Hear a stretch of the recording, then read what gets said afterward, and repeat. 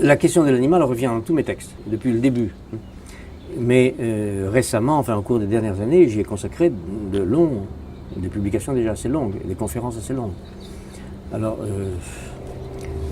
c'est un point très sensible dans la déconstruction, ça, la définition du propre de l'homme et de ce qui est supposé le distinguer de l'animal en général. Donc là, ça m'a beaucoup intéressé et j'y ai beaucoup travaillé, c'est vrai. J'évite en général de parler de l'animal en général. Pour moi, il n'y a pas l'animal. Quand on dit l'animal, on a déjà commencé à ne plus rien comprendre. On a déjà commencé à justement enfermer l'animal dans un bocal.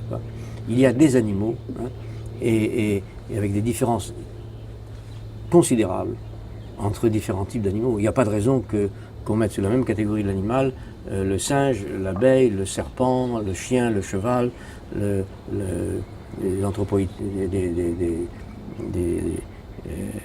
anthropoïdes ou des microbes. Ce sont des types d'organisation de la vie radicalement différents. Et déjà, le geste qui consiste à dire l'animal et de ranger dans cette catégorie aussi bien le chimpanzé que la fourmi est un geste de répression violente, d'enfermement violent de la part de l'homme.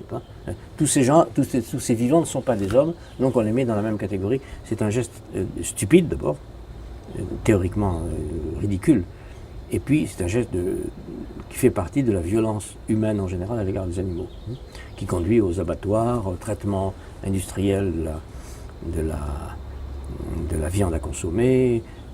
Toutes les violences contre l'animal sont en germe dans cette simplification conceptuelle qui consiste à dire l'animal en général. Donc quand je fais attention à mon langage, je ne parle jamais de l'animal. Je dis les animaux, ou tels animaux.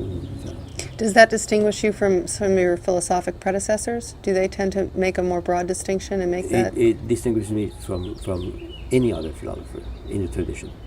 Parce qu'il n'y a pas, il y a très peu, il n'y en a pas pratiquement, de philosophes qui, comme tels, n'ont pas cédé à ce préjugé sur l'animal. Il n'y en a pratiquement pas. Il y en a qui ont fait, évidemment, ça ne veut pas dire que le discours sur l'animalité dans la tradition soit homogène, il y a des discours différents, mais dans l'ensemble, ils partagent tous un puissant préjugé sur l'animal. Oui. Je parle des philosophes en tant que tels. Les écrivains, c'est un peu différent.